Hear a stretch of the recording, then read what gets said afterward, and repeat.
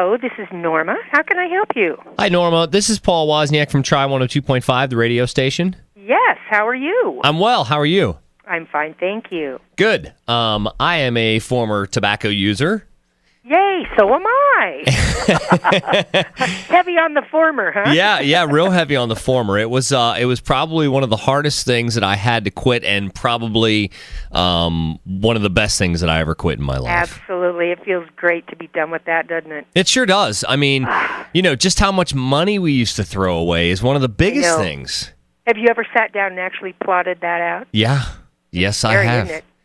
That's a lot of money, especially for heavy users. Oh, yeah. And the time, too. I just did that in one of my classes where we figured out the time that you spend. Yeah. If you spend about 10 minutes a cigarette, yep. That's 3 hours and 20 minutes a day. That's like 23 hours a week, and it winds up being about 50 and a half days a year. Wow. Just smoking time. Yeah. Well, what can I do for you? Well, I saw that the class starts January 14th. I just wanted to hear about it. What's it like? It does. Well, our program, it's a 6-session class, and we start out with helping people understand how the addiction works and what got them hooked, what keeps them hooked, what keeps them coming back. We tell them about the first-line therapies that are out there to give them some options.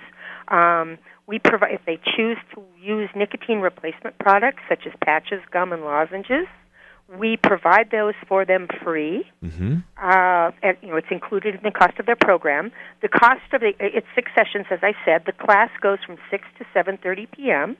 here at the Health District. And now I should say, since you're a radio station that is broad-reaching, we are the Health District of Northern Larimer County, so there are some parameters in terms of who the Health District serves. Yeah, okay. And Northern Larimer County goes basically from Carpenter Road north to the Wyoming border in Larimer County. Okay. However, we are still open to folks from outside the district. There's a sliding fee scale for folks in the district. For folks outside the district, the program costs $100. However, they get hundreds of dollars of free nicotine replacement because they get that free for 90 days. Well, if they quit, they get all their money. What do you mean? Well, if they quit, they get to keep their money. Oh, yeah, they get to keep the money they would spend on smoking. Absolutely. And then the money that they'll spend on health care later is going to be the real cost. Yeah. It's worth the $100 either way. Yeah. Because if they've priced even just patches, 2 weeks worth of patches in the stores are $50. Yeah. And they're going to need 90 days worth. That's 12 weeks. So right there, it's several $100s. But we find that smokers don't think of it like that. They tend to think of it $5 a day-ish, kind of $5, $6 a day. And when they try to imagine coming up with $100 up front, sometimes that's an excuse for them to say, oh, well, I can't do that. Yeah. So I always like to point out to them that, oh, yes, you can do that. You'll make that back in the first few days, when you're quitting. Have you been doing this long enough to talk about a success rate? Yeah, except for that we have to be careful about how we say success rates, because when I tell you what ours is, you're going to think I'm lying because it's that good. But here's the deal.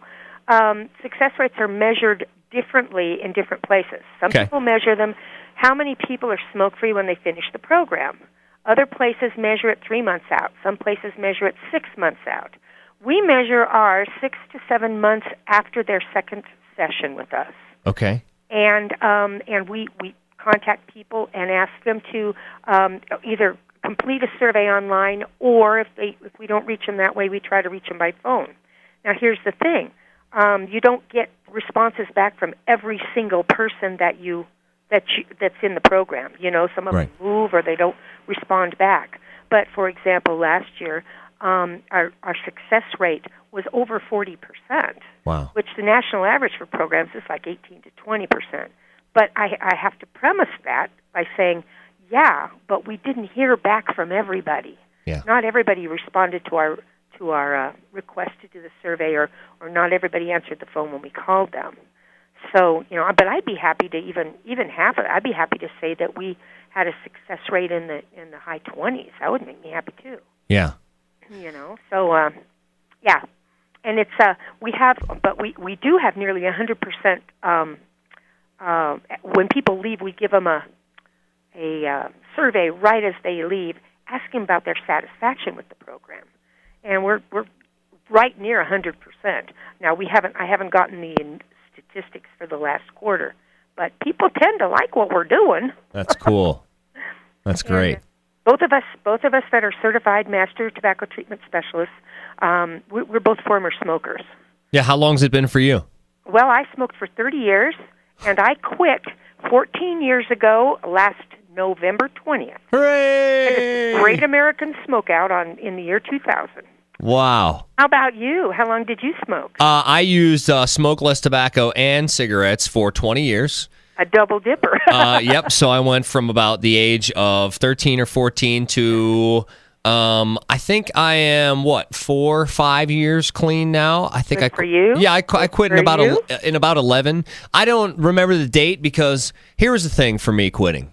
The biggest factor in me quitting was the fact that I wouldn't give up trying. Good. Yep, that's the trick. I failed so many times. I tried to quit so many times, and then one time I told myself, you know what, I'm not going to get down on myself if I fail again. I'm just going to never stop trying to quit. And eventually it took. Boy, I'd love to have you come to my class and say exactly that. I would love to. It'd be my pleasure if you'd like to have me in. Oh, that would be great. Yeah. I tell you what, it's really, really powerful for someone to hear that, even from someone other than me, because that is the bottom line. You never quit quitting. You just keep at it until you get it done. Yeah. And that's why I like to measure the success of a program, not just on how many people are smoke-free 6 months down the line, but how many people actually made a quit attempt that lasted at least 24 hours during the program. Because if they keep doing that, eventually it's going to work. It's very difficult for us not to feel shame whenever we try to quit and it doesn't work. We always feel ashamed, and then we don't want to feel that shame, so we don't want to try quitting anymore because we don't want to have that bad feeling anymore. Yeah, we feel like a failure. I always compare that to the way we feel about our kids when they're just learning to walk. We don't look at them when they take a couple steps and fall down and go, oh, look, he failed. Yeah. And then he always gets back up and tries again. Oh, look, he failed again. Yeah. We don't look at it like that. We look at it that he's learning. Yeah. Every single time he does that, he's learning, getting better and better. And eventually he gets it done.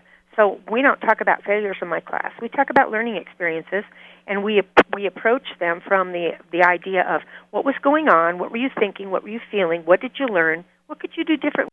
Great. Well, I'll talk to you soon. Okay, thanks Norma. Bye-bye. Bye.